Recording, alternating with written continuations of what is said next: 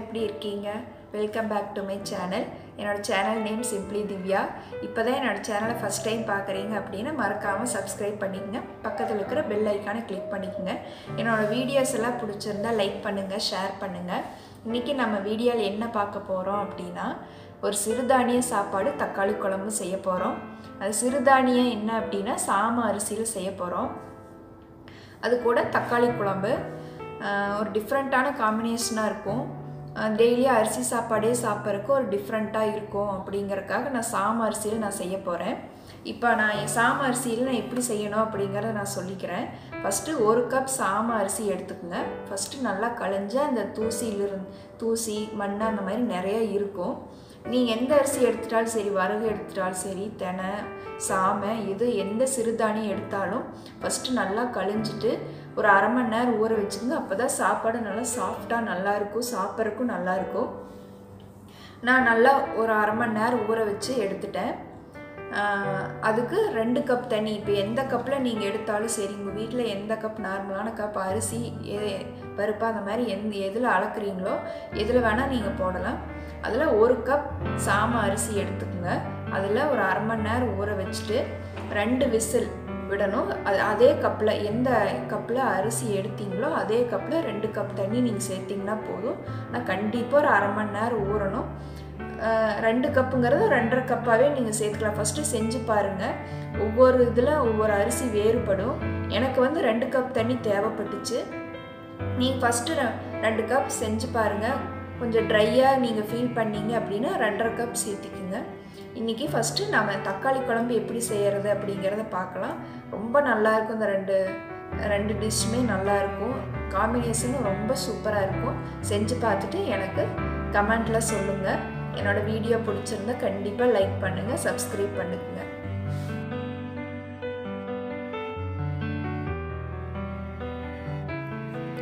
இப்போ ஒரு கடாய் சூடானதும் கொஞ்சமாக எண்ணெய் விட்டுக்கலாம்.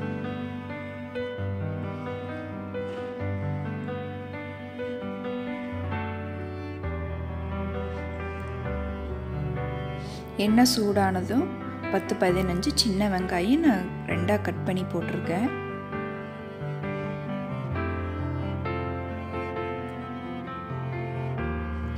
நல்லா கிளறி விட்டுக்கலாம். வெங்காயம் நல்லா வதங்கணும். அந்த வெங்காயத்தோட பச்சை வாசனையெல்லாம் போயிடணும். இப்போது அது கூட ஒரு 4-5 பல் பூண்டு கட் பண்ணி போட்டிருக்கேன். ஒரு இன்ச் இஞ்சி அதையும் கட் பண்ணி போட்டிருக்கிறேன். இப்போ நல்லா கிளறி விட்டுக்கலாம். பூண்டு, இஞ்சி, வெங்காயமெல்லாம் நல்லா வதங்குற மாதிரி. இப்போ 2 காஷ்மீரி மிளகாய் நான் கலருக்காக சேர்த்திக்கிறேன். இந்த 2 மிளகாய் வந்து காரத்துக்காக போட்டிருக்கிறேன். மொத்தம் 4 மிளகாய் போட்டிருக்கிறேன். நீங்கள் இப்போ உங்கள் காரத்துக்கு ஏற்ப கூட்டவோ குறைக்கவோ செஞ்சுக்கலாம்.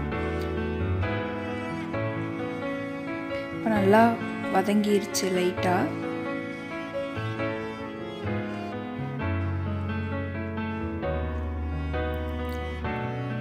இப்போது ஒரு 5 முந்திரி சேர்த்திக்கிறேன். எதுக்கு அப்படின்னா கிரேவி வந்து நல்லா திக்காக வரும்.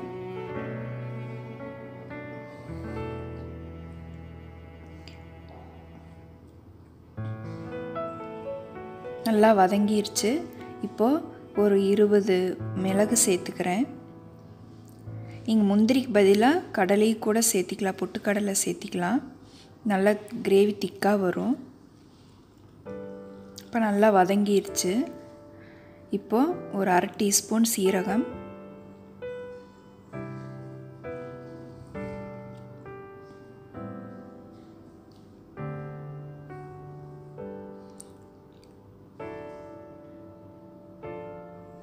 ஒரு 4 கிராம்பு, 1 இன்ச் பட்டையை நான் உடச்சி போட்டிருக்கேன். ஃப்ளேமை வந்து எப்போவுமே சிம்மில் வச்சுக்கோங்க, இல்லைன்னா வெங்காயம் கரிஞ்சிரும். சிம்மில் வச்சுட்டே எல்லாம் வதக்குங்க. இப்போ 1/2 டீஸ்பூன் சோம்பு, கசகசா இருந்தால் ஒரு 1/2 டீஸ்பூன் சேர்த்திங்க. எங்கிட்ட இல்லை, அதனால் நான் சேர்த்திக்கல.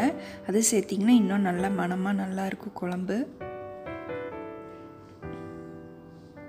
இப்போ 1/2 டேபிள் ஸ்பூன் மல்லித்தூள் சேர்த்துக்கிறேன்.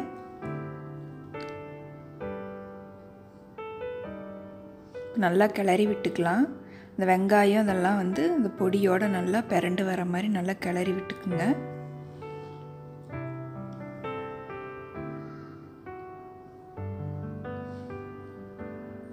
இப்போது நல்லா வதங்கிருச்சு அந்த பொடி கூட. இப்போது ஒரு 1/2 டீஸ்பூன் மஞ்சள் தூள்,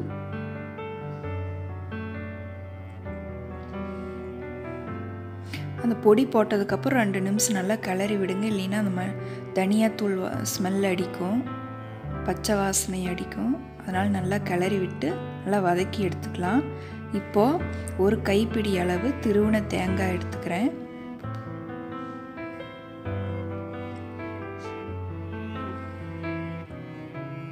நல்லா கிளறி விட்டுக்கலாம்.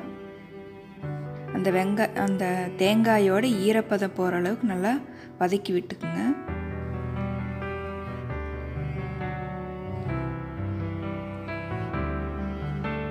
இது நல்லா ஆறுனதுக்கப்புறமா ஒரு மிக்ஸி ஜாரில் சேர்த்து நல்லா அரைச்சி எடுத்துக்குங்க. நைஸாக நான் அரைச்சி எடுத்துட்டேன்.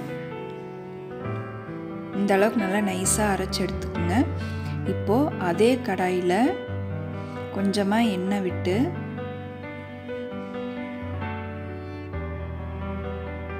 எண்ணெய் சூடானதும்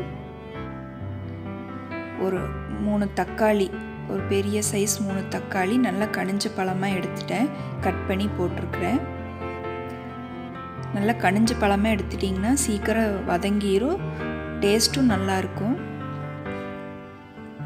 இப்போ அது வதங்கறதுக்காக கொஞ்சம் மஞ்சள் தூள், கல்லுப்பு கொஞ்சம் சேர்த்திக்கிறேன். மஞ்சள் தூள் கல்லுப்பு சேர்த்துனா சீக்கிரம் தக்காளி வதங்கிரும், அதுக்காக நான் சேர்த்திக்கிறேன். இப்போ நல்லா கிளறி விட்டுக்கலாம்.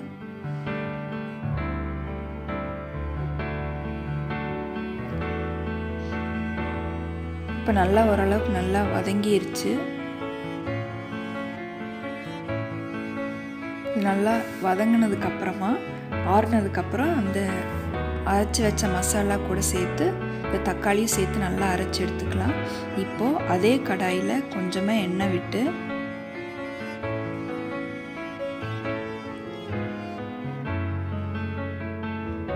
கொஞ்சமாக அது கூட வெண்ணெய் சேர்த்துக்கிறேன், பட்டர் சேர்த்துக்கிறேன். இது உங்கள் விருப்பம்தான். சேர்த்துனா கொஞ்சம் டேஸ்ட் நல்லாயிருக்கும். வேண்டானா ஸ்கிப் பண்ணிடல. கொஞ்சமாக சேர்த்து எண்ணெய் சேர்த்துக்குங்க. இப்போது அது கூட கடுகு போட்டாச்சு. கடுகு வெடிச்சதுக்கப்புறமா ஒரு வரமிளகாய், கொஞ்சம் கருவேப்பிலை, ஒரு பெரிய சைஸ் பெரிய வெங்காயத்தை ஸ்லைஸ் பண்ணி போட்டிருக்கிறேன். இது நல்லா வதங்கணும்.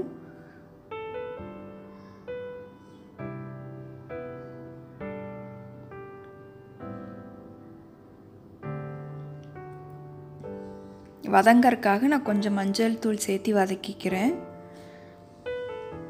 இப்போ நல்லா வதங்கிடுச்சு. இப்போ அந்த அரைச்சி வச்ச மசாலாவை சேர்த்துக்கலாம். இப்போ எந்த அளவுக்கு உங்களுக்கு குழம்பு வேணுமோ அதுக்கு தகுந்த மாதிரி தண்ணி சேர்த்து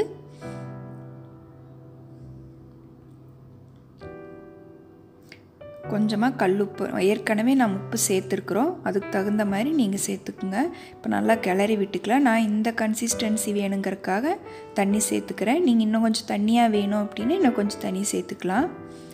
முந்திரி சேர்த்ததுனால நல்ல கிரேவி திக்காக வரும். அப்பப்போ கிளறி விட்டுட்டே இருங்க. இப்போது அதே டைமில் இப்போ குக்கரில் நான் 1 கப் சாமை அரிசி இந்த கப்பில் தான் நான் போட்டிருக்கேன். இப்போ இதே கப்பில் வந்து நான் 2 கப் தண்ணி சேர்த்து 2 விசில் விட போகிறேன். இப்போ குழம்ப பார்த்துடலாம். இப்போ லைட்டாக கொதி வந்துருச்சு. இப்போது நான் கொஞ்சமாக தேங்காய் நறுக்கி போட்டிருக்கேன். இது வந்து உங்கள் விருப்பம்தான், போட்டால் நல்லாயிருக்கும் இந்த குழம்புக்கு. உங்களுக்கு வேண்டாம் அப்படின்னா ஸ்கிப் பண்ணிடலாம். சாப்பிடும் போது கடிப்படும் போது சூப்பராக இருக்கும் குழம்புல.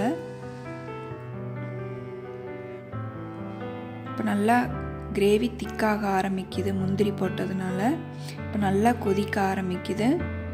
இப்போது அது கூட வீட்டில் கொஞ்சம் பன்னீர் இருந்துச்சு, நான் சேர்த்துக்கிறேன். இது உங்கள் விருப்பம்தான். நான் வீட்டில் இருந்தங்காட்டி நான் போட்டிருக்கேன். போடலனாலும் குழம்பு நல்லாயிருக்கும். இப்போ பன்னீர் சேர்த்ததுக்கப்புறமா ஒரு 2 நிமிஷம் நல்லா கொதிக்க விட்டு கொத்தமல்லி தூவி இறக்கிக்கிறேன்.